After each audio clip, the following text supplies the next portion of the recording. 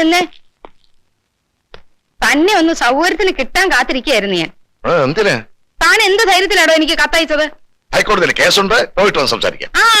ഇവിടുന്ന് ഇറങ്ങിയാലല്ലേ താൻ ഹൈക്കോടതിയിൽ എത്തൂ. തെമ്മാടിത്തരം കാണിച്ചിട്ട് ചോദിക്കാൻ വന്ന എന്റെ ഭർത്താവിനെ താൻ തല്ലി കൈയൊടിച്ചു. വക്കീല് നിന്നെ ഒരു പ്രേമലേഖന വയസ്സുകാലത്ത് നീ എനിക്ക് നിന്നെ ഞാൻ ശരിയാണ് കൊല്ലി ഞാൻ നിന്നെ നിന്നെ എഴുതരുത്. നിന്റെ ഒരു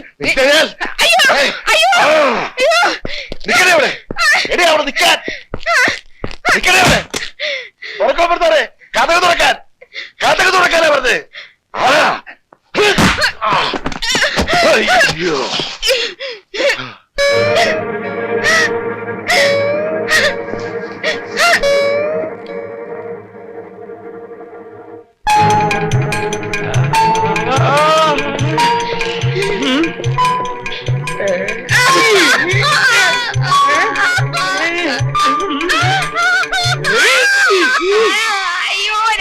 ഭദ്രകാളി, നീ ഇത്രയും വലിയ മന്ത്രിയാണെന്ന് ഞാൻ മനസ്സിലാക്കിയിട്ട് പട്ടാപ്പകല് ഞാൻ അപ്പുറത്തുള്ളപ്പോ കാമുകനെ വിളിച്ച് അകത്ത് കയറ്റിയെങ്കിൽ ഞാനൊന്നും അറിഞ്ഞല്ലേ.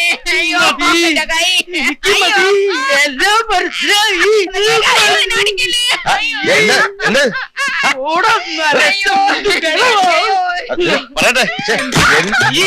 എന്താ നീ ഞാൻ പറയുന്നൊന്ന് കേക്ക്. എന്നെ ഞാൻ പറയുന്നൊന്ന് കേക്ക്. ഞാൻ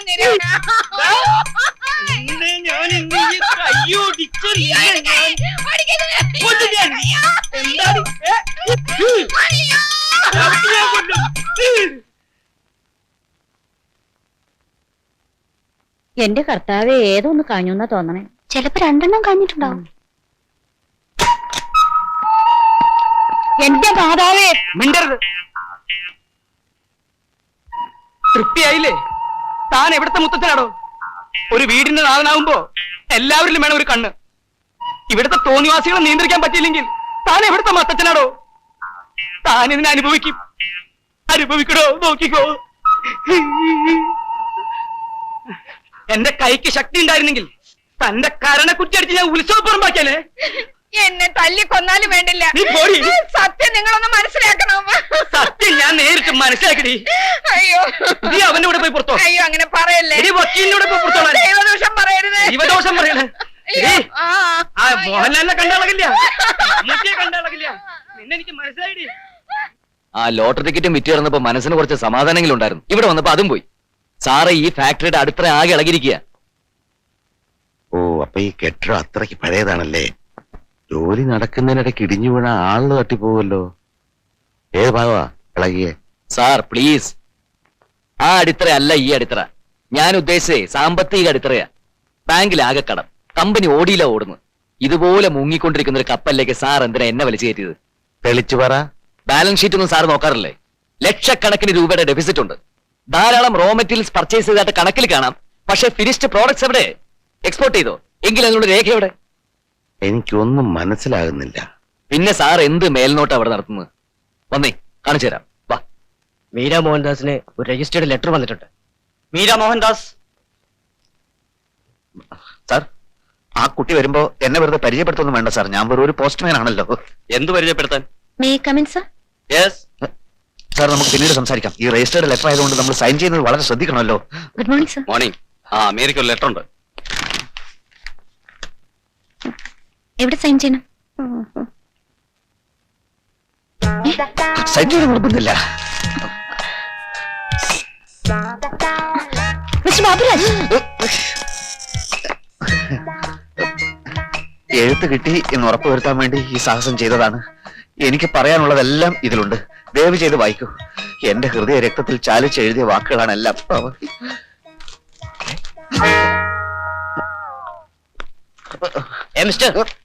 നിങ്ങൾക്ക് കത്തൊന്നുമില്ല. അടിയോടിയുടെ ഭാര്യയ്ക്ക് കിട്ടിയ കത്തിലെ അതേ കയ്യേഷം തന്നെയാ ഇതിലും. ആണോ? അപ്പൊ അവൻ തലങ്ങും ബലങ്ങും ലവ് ലെറ്റർ എഴുതി വിടുകയാണോ? മുത്തച്ഛ, ഇവൻ അടിയല്ലാതെ വേറെ മരുന്നില്ല. വേറെ മരുന്ന് നമുക്ക് കണ്ടുപിടിക്കാം. അങ്കിളല്ലേ പറഞ്ഞത് ആ കത്തില് നിറച്ച് കോടതി ഭാഷയാണെന്ന്? ആയിരുന്നു. എനിക്ക് തോന്നുന്നത് ആ കത്ത് വക്കീല് പറഞ്ഞു കൊടുത്തിട്ട് ബാബുരാജ് എഴുതി. ഈ കത്ത് ബാബുരാജ് തനിച്ചെഴുതി. ഇതിൽ കോടതി ഭാഷയില്ല. വക്കീൽ അങ്കിളിന് ഇതിലെന്താ ഇത്ര ഇൻട്രസ്റ്റ്? അയാളെ മൊത്തം കുഴപ്പമാ. ഹൈക്കോടതി സുപ്രീം കോടതിയിൽ ഒന്നും അയക്ക് ഒരു കേസും ഇല്ല. ഇതുപോലുള്ള ചൂഷണവും തട്ടിപ്പാ മെയിൻ ജോലി. എത്രയും പെട്ടെന്ന് ഇതിനൊരു സൊല്യൂഷൻ ഉണ്ടാക്കിത്താ അങ്കിൾ. സമാനിക്ക് ആലോചിക്കട്ടെ. ക്ലാര ചേച്ചിക്ക് നോവല് വായിക്കാൻ ഇഷ്ടമാണല്ലേ? ആരാ പറഞ്ഞേ? പറഞ്ഞത് ആരെങ്കിലും ആവട്ടെ. ഇഷ്ടമാണോ? അതെ. കണ്ടോ, അപ്പൊ ഞങ്ങളെക്കാൾ കൂടുതൽ അങ്ങേര് ചേച്ചി ശ്രദ്ധിച്ചിരിക്കുന്നു. ആര്? ബാബു അങ്കിൾ. അയാളെന്ത് പറഞ്ഞു? എന്തു പറയാൻ, എപ്പ കണ്ടാലും ക്ലാര ചേച്ചിയെ പറ്റി ചോദിക്കാനേ നേരമുള്ളൂ. ക്ലാര ചേച്ചി ഉണർന്നോ, പള്ളിയിൽ പോയോ, ഊണ് കഴിച്ചോ? അല്ല, എന്താ അതിന്റെ അർത്ഥം? അയ്യോ, എനിക്ക് തോന്നിയിട്ടില്ലല്ലോ പുള്ളിക്കാരൻ എന്നെ ശ്രദ്ധിക്കാറുണ്ടെന്ന്. ആരെങ്കിലും കണ്ടാലോന്ന് പേടിച്ചിട്ടായിരിക്കും. ഇപ്പൊ എന്നെ വിളിച്ചിട്ട് പറയാ ഈ വീക്കിലി ആരെയും കാണാതെ ചേച്ചിക്ക് കൊടുക്കണോന്ന്. ഇതിലൊരു ബെസ്റ്റ് നോവൽ ഉണ്ടത്രേ ചേച്ചിക്ക് വായിക്കാൻ. ആ മുത്തച്ഛൻ.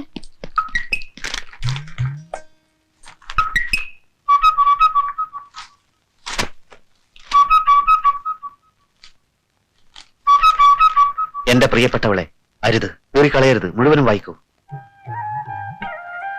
ഞാൻ ആദ്യം അയച്ച കത്ത് മേൽവിലാസം തെറ്റി പല അപകടങ്ങളും ഉണ്ടായി. അതിലെ വരികൾ ഞാനിവിടെ ആവർത്തിക്കുന്നില്ല. ഒന്ന് മാത്രം ഞാൻ വെളിപ്പെടുത്തുന്നു: യഥാർത്ഥ സ്നേഹബന്ധത്തെ തോൽപ്പിക്കാൻ ഈ നാട്ടിലെ പോലീസിനോ ഭരണകൂടത്തിനോ കഴിയുകയില്ല. ഈ ഇന്ത്യ മഹാരാജ്യത്തെ ഞാൻ സ്നേഹിക്കുന്നത് കുട്ടിയുടെ ഈ മാതൃരാജ്യം ഇന്ത്യ ആയതുകൊണ്ടാണ്. കൂടുതൽ എഴുതാൻ എനിക്ക് വാക്കുകൾ കിട്ടുന്നില്ല. ഒരേ ഒരു അപേക്ഷ മാത്രം: എന്നെ അല്പമെങ്കിലും സ്നേഹിക്കുന്നുവെങ്കിൽ എല്ലാം തുറന്നു സംസാരിക്കാൻ ഇന്ന് രാത്രിയിൽ തന്നെ ഒരു അവസരമുണ്ടാകും. സ്വന്തം ബാബുവേട്ടൻ.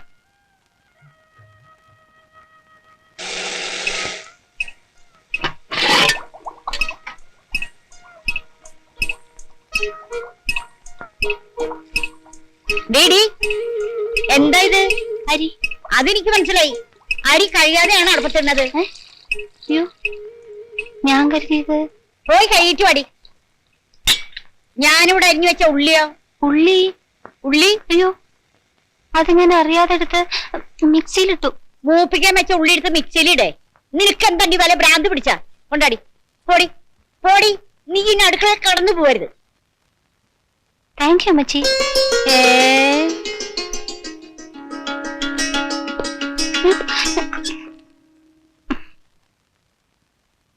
നോവല് വായിച്ചു, മുഴുവനും വായിച്ചു.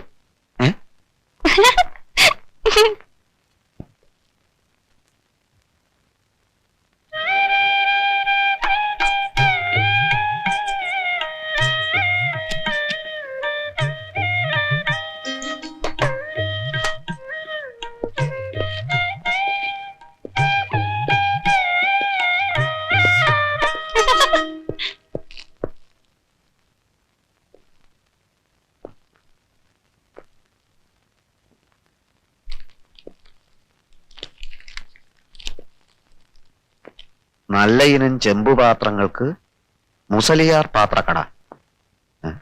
എനിക്കതിനെ ഇപ്പൊ ചെമ്പുപാത്രം. എഴുത്ത് കിട്ടി. എല്ലാവരും ഉറങ്ങിക്കഴിഞ്ഞതിന് ശേഷം അടുക്കള ജനാലക്കൽ വരുമോ? സംസാരിക്കാം. ഒരു പെൺകുട്ടിയുടെ ചിരി കേട്ടല്ലോ ഇവിടെ. നീര വീണച്ചാ. അയ്യോ, വീണോ? എന്നിട്ട് എന്തെങ്കിലും പറ്റിയ കുട്ടിക്ക്? എന്റെ എഴുത്തിൽ അവൾ വീണെന്നാ ഞാൻ പറഞ്ഞത്. ഇതാ നോക്ക്. എങ്ങനെ? ഇനിയെല്ലാം വെടിയും തീയും പോലെ സംഭവിക്കും. എല്ലാവരും ഉറങ്ങിക്കഴിഞ്ഞതിന് ശേഷം അടുക്കള ജനാലക്കൽ. എന്തിനാണാവോ സംസാരത്തിന് അടുക്കള ജനാല തിരഞ്ഞെടുത്തത്? എടാ മണ്ട, അവളുടെ മുറിയിലാകുമ്പോ മറ്റു പിള്ളേർ അറിയില്ലേ? എനിക്ക് തോന്നുന്നത് കുഞ്ഞമ്മയുടെ സപ്പോർട്ട് ഉണ്ടാവും ഈ പരിപാടിക്കെന്ന. വലിയ വീട്ടിലെ പെൺപിള്ളേരുടെ പ്രേമത്തിന് എപ്പോഴും ഒത്താശ ചെയ്തു കൊടുക്കുന്നത് അവിടുത്തെ വേലക്കാരികളായിരിക്കും. ഓഹോ, എത്രയും പെട്ടെന്ന് രാത്രിയായ മതിയായിരുന്നു.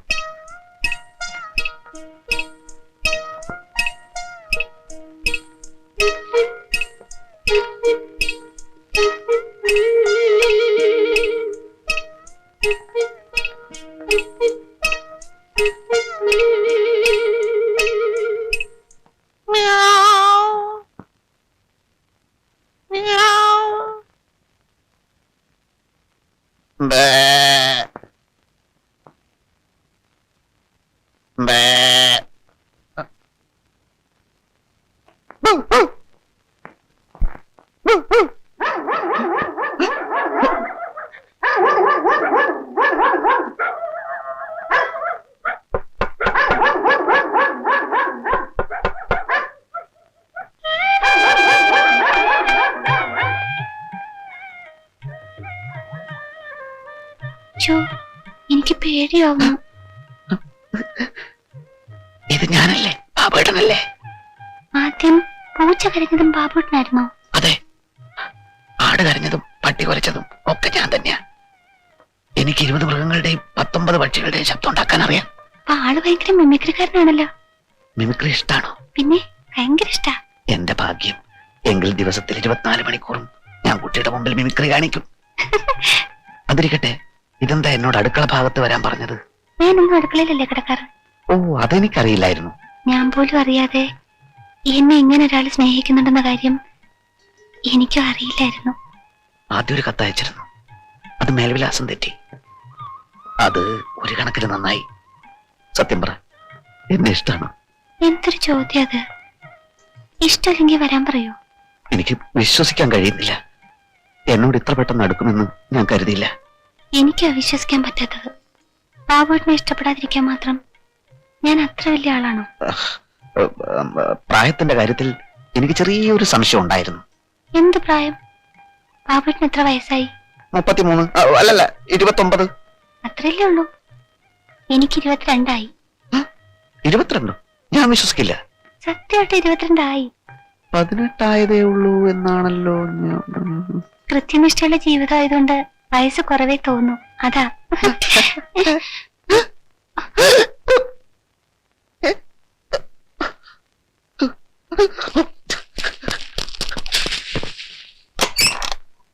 എന്തായി? ആകെ കുളമായി. പിന്നെ കുളത്തിൽ വീണോ? ഇതിലും ഭേദം കുളത്തിൽ വീഴുന്നതായിരുന്നു. ഈ പ്രായത്തിൽ ഇങ്ങനെ തുടങ്ങിയാ ഇത് എവിടെ ചെന്ന് അവസാനിക്കാനാ?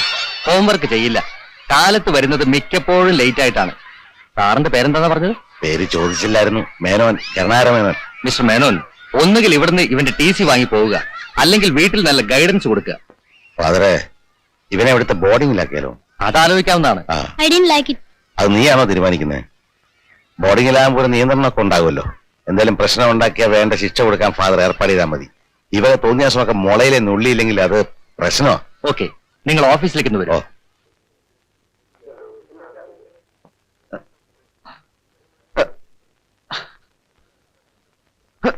ഇനി എന്താ നിങ്ങക്ക് വേണ്ടത്? ഞാൻ മരിക്കുന്ന കൂടി കാണണോ? എനിക്ക് ക്ലാരയോട് കുറെ കാര്യങ്ങൾ സംസാരിക്കാനുണ്ട്. എനിക്കൊന്നും സംസാരിക്കാനില്ല.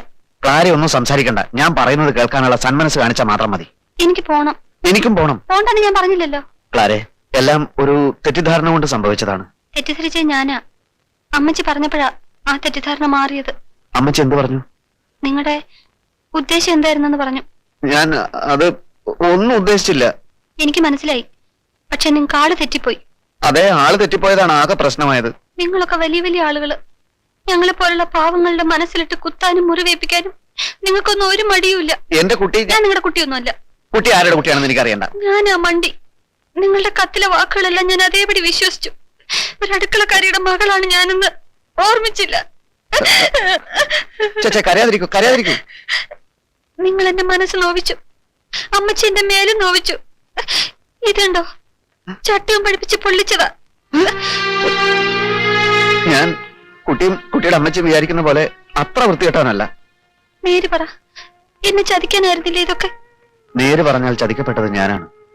ഇനി അതൊന്നും പറഞ്ഞിട്ട് കാര്യമില്ല. ഞാൻ കാരണം കുട്ടി വേദനിക്കാനിടയായതിലാണ് എനിക്ക് വിഷമം. അടുക്കളക്കാരിയുടെ മോളാണെന്നുള്ള ആ ഒരു അപകർഷതാബോധത്തിന്റെ ആവശ്യമില്ല. വരൂ, എന്റെ ഒരു മനസമാധാനത്തിന് വേണ്ടി മാത്രം ഞാനെല്ലാം പറയാം. അഡ്വക്കേറ്റ് അനന്തൻ പേർക്ക് ഒരു കത്തുണ്ട്.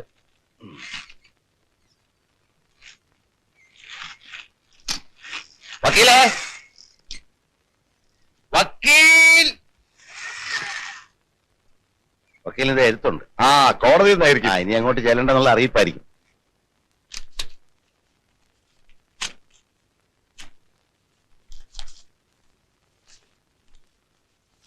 പ്രിയപ്പെട്ട അച്ഛ, ജീവിതം ക്ഷണികമാണ്. മനസ്സൊരു കുരങ്ങനും. കിട്ടാനിടയില്ലാത്ത സൗഭാഗ്യങ്ങളും കാത്ത് അച്ഛൻ ഇനിയും നേരം കളയരുത്. മീരയെ കിട്ടിയില്ല, പക്ഷെ ക്ലാരയെ കിട്ടി. അതെ, അടുക്കളക്കാരി കുഞ്ഞമ്മയുടെ മകൾ ക്ലാരയുമായി തൽക്കാലം ഞാൻ മുങ്ങുകയാണ്. ക്ലാരയ്ക്കൊരു നിർബന്ധമേ ഉണ്ടായിരുന്നുള്ളൂ, ഞാൻ പേര് മാറ്റി ഒരു ക്രിസ്ത്യാനി ആവണമെന്ന്. ഞാൻ ഇനി അച്ഛന്റെ മുമ്പിൽ വരുന്നത് ഒരു ഹിന്ദുവായിട്ടായിരിക്കില്ല. ഇനി അച്ഛനെ ഞാൻ അപ്പച്ച എന്നേ വിളിക്കൂ. അനുഗ്രഹിക്കുക, അപ്പച്ചന്റെ മകൻ സെബാസ്റ്റ്യൻ. ഞാൻ വിചാരിച്ചു കുഞ്ഞ് വേറെ വഴിക്ക് പോയി കാണുന്നു. കുട്ടികളൊക്കെ പോയല്ലോ. കാത്ത് കാത്ത് ഞാൻ ബേജാറായി. സ്പെഷ്യൽ ക്ലാസ് ഉണ്ടായിരുന്നു. പുന്നൂസേട്ടൻ പൊയ്ക്കോ. വേറെ വണ്ടിയുണ്ടോ? മേരി ഇന്ന് കുറച്ച് ലേറ്റ് ആവും. അയ്യോ, അതിന് ഇയാൾ എന്തിനാ ഞെട്ടുന്നത്? ഞെട്ടാൻ പിന്നെ വേറെ കൂലിക്ക് ആളെ വിളിക്കണോ? മോളെ, കുട്ടികൾ വീട്ടിൽ കാത്തു വെക്കൂ. മുന്നൂസേട്ടനോട് പൊയ്ക്കോളാൻ പറഞ്ഞില്ലേ? ഇന്നൊരു ഫ്രണ്ടിന്റെ ബർത്ത്ഡേ ആണ്. സെലിബ്രേഷൻ ഒക്കെ കഴിയുമ്പോ കുറെ ലേറ്റ് ആവും. കമോൺ മീര, നമുക്ക് പോവാം. Good night Meera. Bye. See you.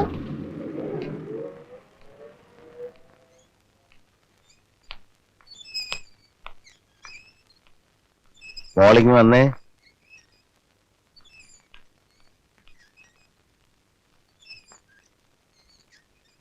ഇപ്പൊ സമയം എത്രയായി? എന്തേ? എത്രയെന്ന് അറിയാൻ ചോദിച്ചാണ്. ഞാൻ ലേറ്റ് ആയതുകൊണ്ടാണോ? മോക്കിപ്പോ വയസ്സെത്രയായി? കാര്യം എന്താണെന്ന് പറ.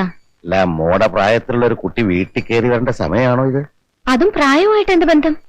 കുറച്ച് ദിവസമായിട്ട് ഞാൻ ശ്രദ്ധിക്കുന്നു. എന്ത്? എന്റെ പ്രായമോ? അതോ ഞാൻ വീട്ടിൽ വരുന്നതോ? വേറൊന്നും ശ്രദ്ധിക്കാനില്ലാത്തത് കൊണ്ട് ഇത് ശ്രദ്ധിക്കാമെന്ന് വെച്ചു അല്ലേ? Good night. നിക്കടി അവിടെ.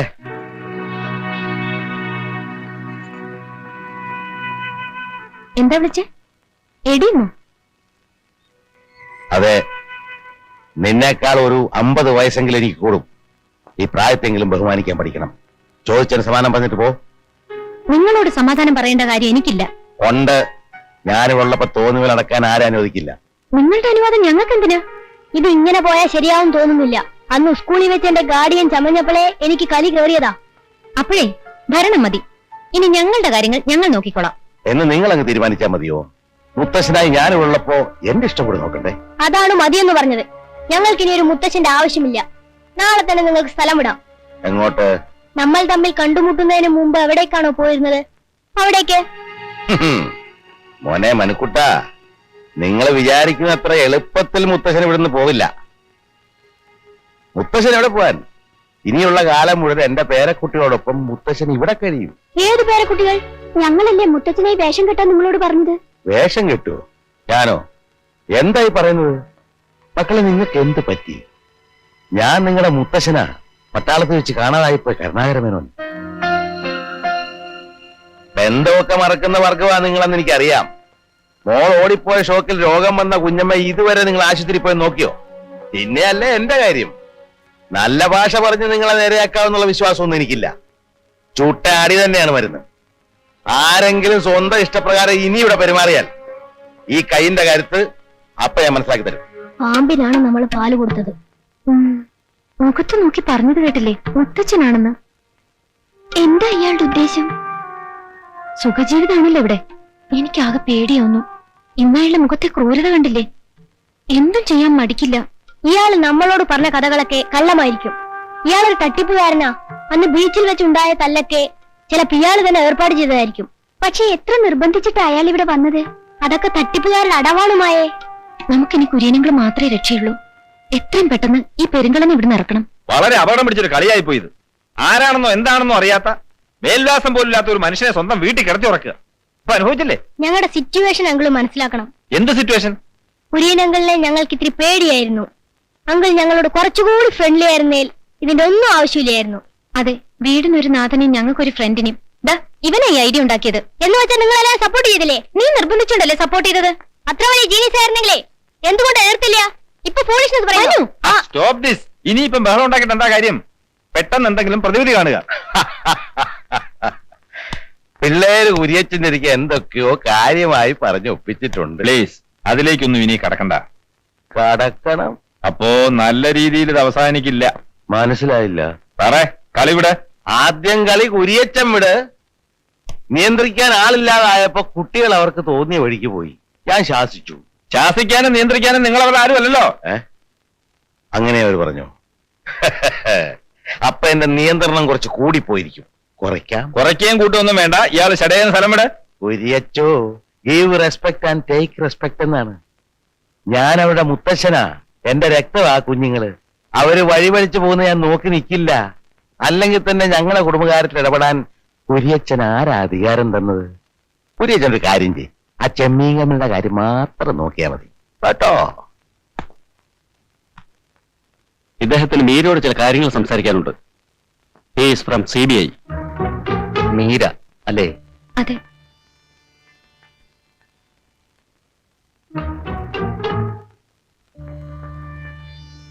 മേരിയാണ് ഇപ്പൊ ഫാക്ടറി കാര്യങ്ങളെല്ലാം നോക്കുന്നത് അല്ലേ? അത് അതെ. ആർമിയിലായിരുന്ന മുത്തച്ഛൻ വീട്ടിൽ വന്നിട്ട് ഇപ്പൊ എത്ര നാളായി? അധികമായിട്ടില്ല. എന്ന് വെച്ചാൽ മീരയുടെ ഡാഡിയും മമ്മിയും ആക്സിഡന്റിൽ പെട്ട് മരിക്കുന്നതിന് മുമ്പോ പിൻപോ? ഏറ്റവും താഴെയുള്ള കുട്ടി മഞ്ജു അല്ലേ? ആ കുട്ടിക്ക് സംസാരശേഷി വീണ്ടും കിട്ടിയോ? സോറി മിസ്റ്റർ മാത്യു ജോൺ, ആ കുട്ടിയെ എംബാരസ് ചെയ്യിക്കണ്ട. ക്ലാസ് നടക്കുന്ന അവസരത്തിലാവുമ്പോ. Yes, I understand. അപ്പൊ മീര ഞങ്ങളോടൊന്ന് കോപ്പറേറ്റ് ചെയ്യണം. എനിക്ക് ചില കാര്യങ്ങൾ അറിയാനുണ്ട്. വീട്ടിലോട്ട് വന്ന ചില അസൗകര്യങ്ങൾ ഉണ്ടാവും. ഞങ്ങളുടെ ഓഫീസിലൊന്ന് വന്നൂടെ? എന്താണ് സർ കാര്യം? കാര്യമില്ലാതെ ഞാൻ മീരയെ കാണാൻ വരില്ലല്ലോ. എന്നാൽ മീര വെക്കുള്ളൂ. മിസ്റ്റർ മാത്യുവിന്റെ അഡ്രസ്സും ഫോൺ നമ്പറും ഞാൻ കളക്ട് ചെയ്ത് വെച്ചേക്കാം. Yes sir.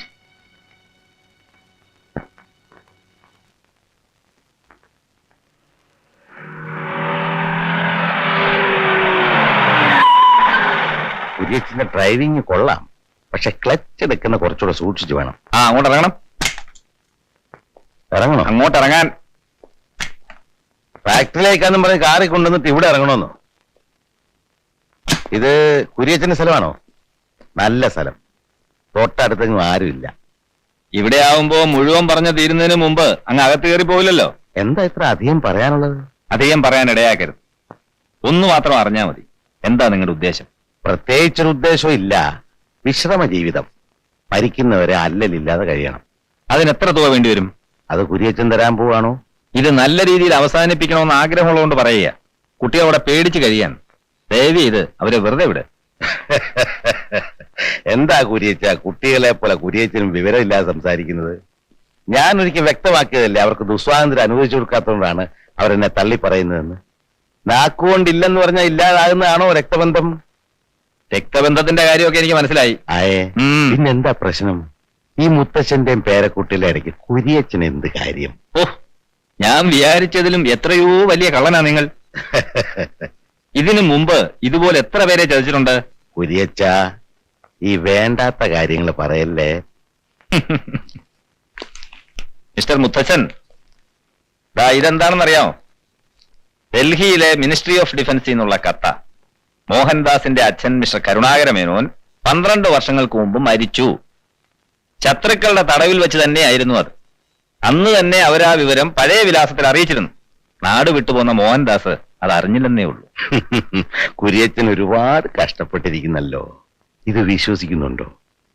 വടി വടി പോലെ നിൽക്കുന്ന കരുണാകര മേനോന്റെ മുമ്പിൽ അയാളുടെ മരണ സർട്ടിഫിക്കറ്റും കൈപ്പിടിച്ചുകൊണ്ട് നിൽക്കുന്ന കുര്യച്ചന്റെ കാര്യം ഓർക്കുമ്പോ എനിക്ക് കഷ്ടം തോന്നുന്നു. അപ്പോ സമാധാനപരമായിട്ട് ഇത് തീരില്ല. സമാധാനപരമല്ലാത്ത വഴി കയ്യിലുണ്ടോ? മാഷേ, ഒരു തവണ കുട്ടികൾ പറഞ്ഞു, ഞാൻ പറയുന്നത് 2ാമത്തെ തവണയാണ്. എന്നിട്ടും വീട് വിട്ടുപോകാൻ മാഷ് തയ്യാറാവുന്നില്ല.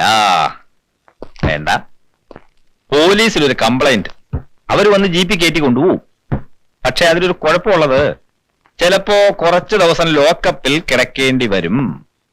വയസ്സുകാലത്ത് അത് ഒഴിവാക്കി കൂടെ? പോലീസ് വരുവോ? നന്നായി. ആ വഴിയാണ് ഏറ്റവും നല്ലത്. എനിക്കും പോലീസിനെ കണ്ടിട്ട് കാര്യമുണ്ട്. അവര് വന്ന കുര്യച്ചൻ പറഞ്ഞ പോലെ ഒരു പ്രശ്നമുള്ളത്, കുറച്ച് ദിവസമല്ല, കൂടുതൽ നാളെ വേറൊരാള് ജയിലിൽ കിടക്കേണ്ടി വരും. അല്ല, അതിന്റെ അന്വേഷണങ്ങളൊക്കെ ഒരു ഭാഗത്ത് തുടങ്ങിക്കഴിഞ്ഞു. ഞങ്ങള് ചില നിഗമനങ്ങളിൽ എത്തിയിട്ടുമുണ്ട്. ശരിയായിക്കൊള്ളണമെന്നില്ല.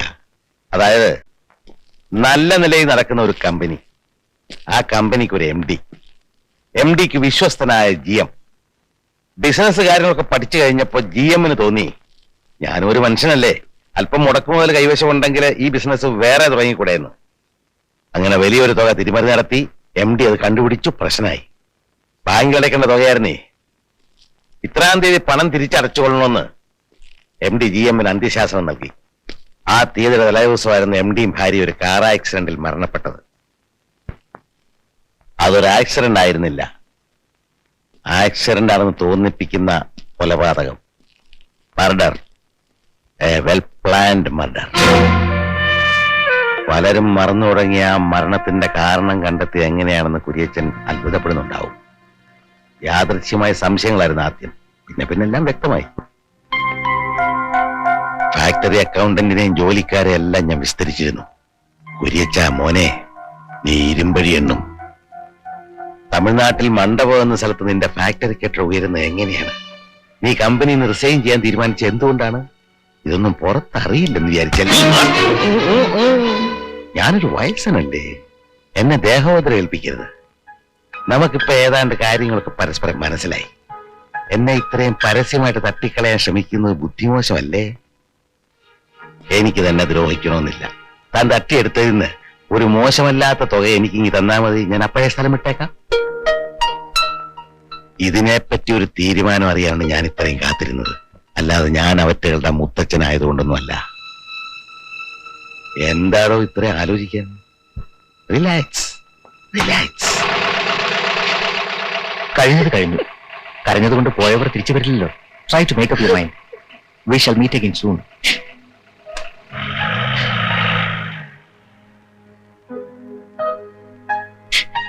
എന്തു പറ്റി? ഏതാ ജീപ്പ്? ചേച്ചി എന്താ വല്ലാതിരിക്കുന്നേ? നമ്മുടെ മമ്മീന്റെ ഡാഡി ആക്സിഡന്റ് ആയതല്ല, ഒരു ആക്സിഡന്റ് പെടുത്തിയതാ.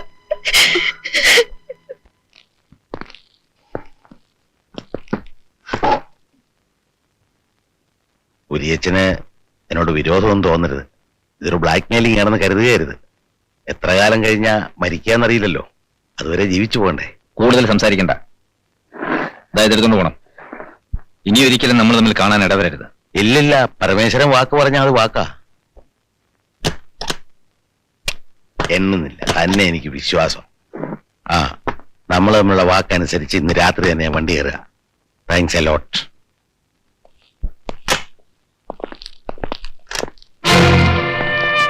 എന്തോന്നാ അവരിത്തെ പോലീസുകാരൊക്കെ? എന്നെ പിടിപ്പിക്കാനോ മറ്റാണോ?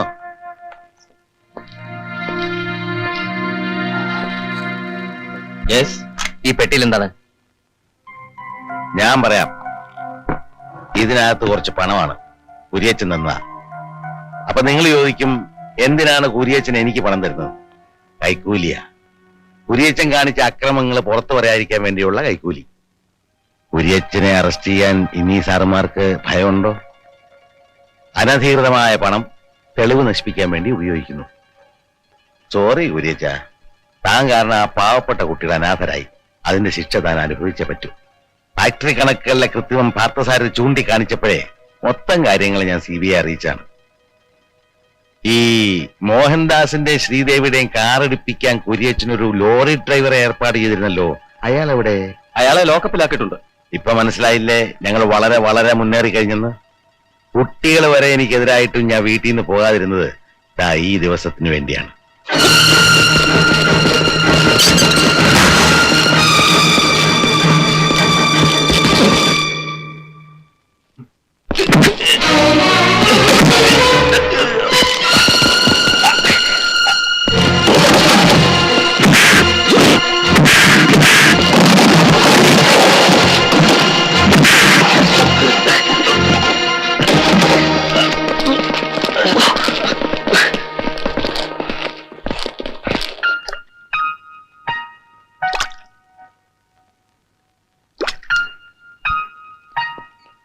സാറെവിടെ? അകത്ത് പോയ ആളെ പിന്നെ പുറത്തു കണ്ടില്ല. മീര ചേച്ചി ഇങ്ങോട്ട് വന്നോ? ദാ, ചേച്ചി, അങ്കിൾ പാക്ക് ചെയ്യാ. എവിടേക്ക് പോകുന്നു ചോദിച്ചപ്പോ മറുപടി പറഞ്ഞില്ല. ഒന്ന് ചെറുക്കിയാ മാത്രം ചെയ്തു. ഒന്നും എടുത്തിട്ടില്ല, പഴയ തുണികളാ. പരിശോധിക്കാം. സാറിപ്പോ എവിടേക്കാണ്? അത് ഇനി വേണം തീരുമാനിക്കാൻ. ഈ ഫാക്ടറി ഒരു കരക്കടുപ്പിക്കാൻ താൻ വിചാരിച്ച് നടക്കും. ഈ കുട്ടികൾക്കൊരു കാര്യപ്രാപ്തി ആകുന്ന വരയ്ക്കെങ്കിലും തന്റെ സഹായം എല്ലാ കാര്യത്തിലും ഉണ്ടാകണം. അപ്പോ സാറിനി പോകാം. അങ്കിൾ ഞങ്ങൾക്ക് മാപ്പ് തരില്ലേ? അതിന് നിങ്ങൾ ഒരു തെറ്റും ചെയ്തിട്ടില്ലല്ലോ. അങ്കിൾ പോവാൻ ഞങ്ങൾ സമ്മതിക്കില്ല. എന്തായാലും ഞാൻ പോകേണ്ടവനാണല്ലോ. അല്ല, അങ്കിൾ ഞങ്ങളുടെ മുത്തച്ഛനാ. അങ്കിൾ അല്ലാതെ ഞങ്ങൾക്ക് ഇനി ആരുമില്ല. അതൊക്കെ വെറും തോന്നലല്ലേ മക്കളെ. നിങ്ങളുള്ള ഇഷ്ടക്കുറവുകൊണ്ട് ഒന്നുമല്ല അങ്കിള് പോകുന്നത്. വിശാലമായ ഈ ലോകത്ത് ഇനിയും കാണാൻ ഒത്തിരി ഒത്തിരി ഉണ്ട്. ഏതോ മുൻനിശ്ചയം പോലെ പെരുവഴിയിൽ വെച്ച് നമ്മൾ കണ്ടുമുട്ടി. ഇനി വല്ലപ്പോഴും കാണാൻ ദൈവം ഇടവരുത്തട്ടെ. നിങ്ങൾക്ക് എന്നോടും എനിക്ക് നിങ്ങളോടുള്ള സ്നേഹം നിലനിൽക്കാൻ തൽക്കാലം നമ്മൾ പിരിയുന്നതാണ് നല്ലത്. പോട്ടെ. പ്ലീസ് അങ്കിൾ, ഞങ്ങളെ തനിച്ചാക്കിട്ട് പോകരുത്. പിന്നെ കാണാം. രമളെ,